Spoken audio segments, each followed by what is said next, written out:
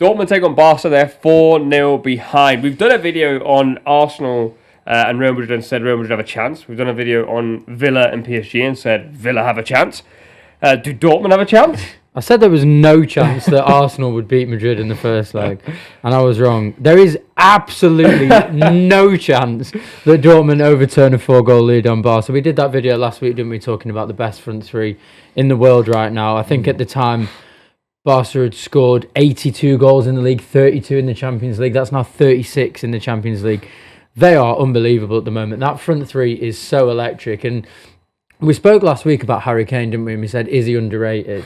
I think Robert Lewandowski's also been heavily underrated. Like, this guy is 36 years old and he's scoring 2 goals in the Champions League quarter-final, and he's been doing it his entire career. And the fact that you've got Rafinha, who should be in the shout with the Ballon d'Or, and Lamine Yamal, who should be in the shout with the Ballon d'Or, either side of him just makes them absolutely electric. I thought they were unbelievable in the first leg, and they'll be unbelievable again in the second leg. They're so good. They're so good. I think...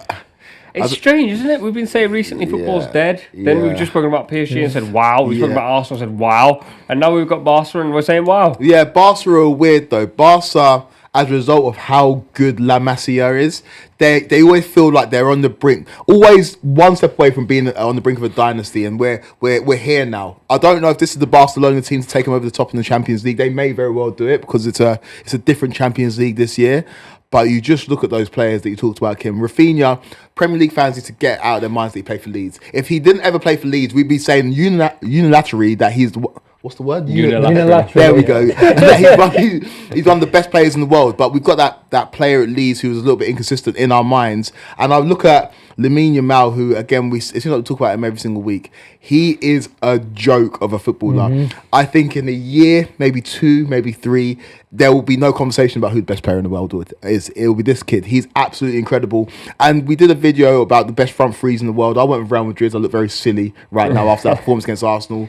You went with PSG's. You're looking very good right now. And you went with Barcelona's. I think that's the right answer. It's incredible. Lewandowski is still scoring goals at a very, very high level. And Dortmund, who can provide absolutely nothing going to the second leg, are cooked. They're done. They're finito. Let's focus on Barca then. I did actually look at the stats, and to be fair, if you go back and watch the game, Dortmund did have some moments. They have scored plenty of goals this season, and the 4th most goals in the Bundesliga, but they just leak too many goals. Emre Can at centre-back, it's just a mess of a side, to be honest, and they're going through a horrible transition. And Barca are obviously going through transition, but then when you factor in this front three, like we just spoke about, we've mentioned Lewandowski, mentioned Rafinha, and mentioned Lamine Yamal. But the composition of that Barcelona team generally, Pedri, I think because he got injured, people forgot how good he was. He's an outstanding footballer. And I think Lewandowski sort of pieces this like young team together. Yeah, I think, to be honest, and we said it the other week about when a team comes up from the Championship to the Premier League, and we've always said it, you need a really good goalkeeper and you need a really good striker.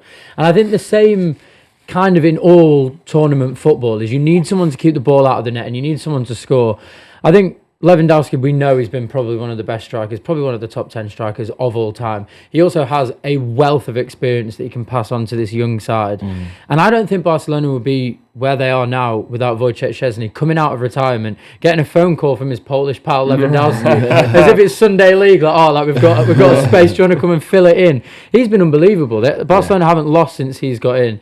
He's made many saves in the Champions League, and I think he also has that experience. So they have experience from the front and the back, just basically leading this very, very young, very exciting team. It's like a perfect mixture. Yeah, no, it is. And when Ter Stegen went down with injury, you thought, okay, season over for Barcelona. But yeah, along with PSG, they're the most exciting team in the Champions League this year, and it's going to be interesting, right? Because they are already through. Like you mentioned, Dortmund have had a myriad of issues. Obviously, got rid of Nuri Sahin. They're just not at the level of the rest of the teams in the quarterfinals, probably the worst team left in the competition. But Barcelona could take it easy in the second leg. Let's see what happens when they come up against better opposition in the semi-finals, because that's when they're going to be really tested, and that's where the inexperience of some of the young players will come to the fore. I think what's quite interesting about Barca as well is that they do actually have quite a lot of quality on the bench. I think before this game, the last 6 games, I think Ferran Torres has scored 5 goals coming off the bench, and that's a player that City didn't really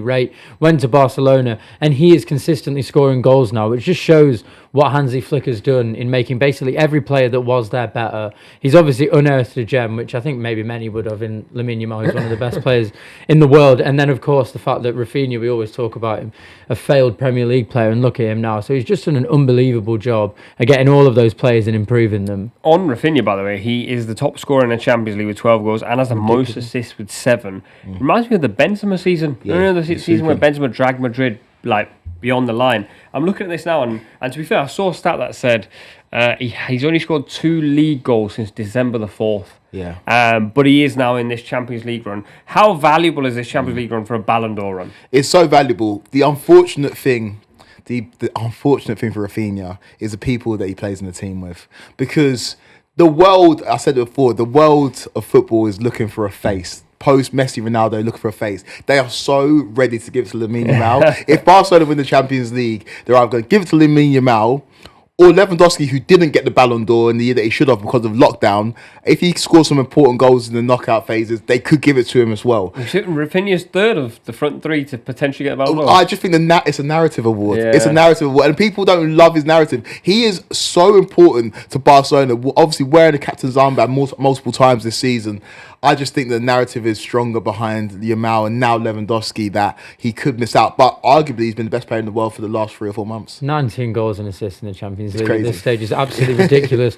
Also factor in the fact that he was bought as a right winger and selflessly went to left wing, became the captain to accommodate Lamine Yamal, and has banged many goals and many important goals for them. I would like to see him get the Ballon d'Or. I like narratives. I like the players who have had a difficult rise to the top, and now they're there, captaining one of the biggest clubs in the world and leading the Champions League goal scoring.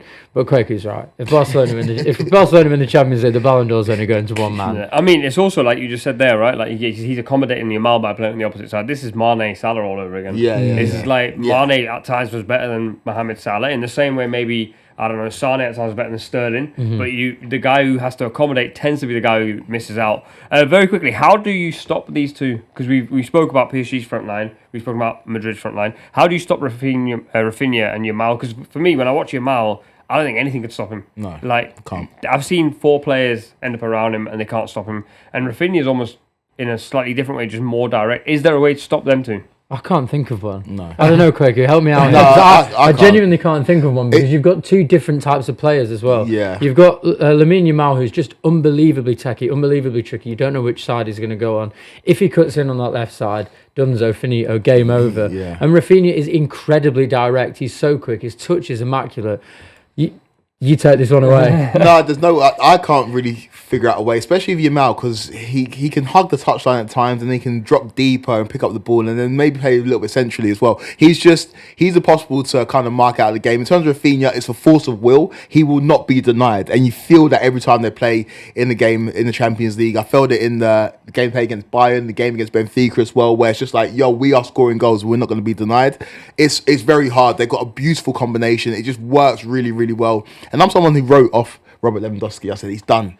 Isak, don't go to Arsenal. Don't go to Liverpool. Wait until next season and go to Barcelona. But the way that Lewandowski is going, he might have a little time to wait before he makes that move to the Camp Nou eventually when they move back into that stadium. I think they're almost impossible to stop at this stage. And good luck to Dortmund in the second leg, because this could get to double figures, honestly. You talk about Lewandowski, I just want to quickly say, there's some weird things that happen sometimes with strikers, and it's happening with Lewandowski now, where like his shots aren't actually that amazing, but they all end up in the back of the net. Yeah. Happened with Harry Kane for like 2 or 3 seasons, where basically every single shot he had went in.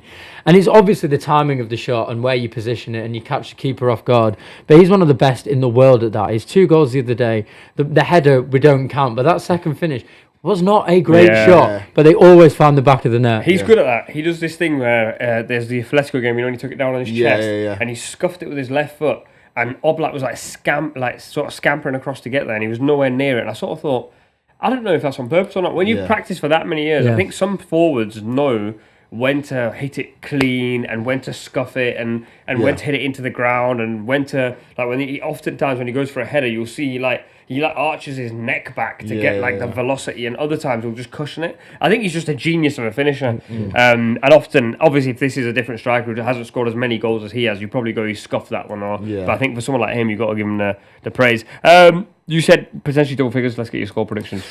Barca win this game. I'm going to go 4-1. Jeez. I was going to go 4-1. I'm sticking with it. I'll go 4-1. I think they'll just not bother with this tie at all. I think they'll just knock the ball around. Dortmund will give them something, but I think they'll win 2-0.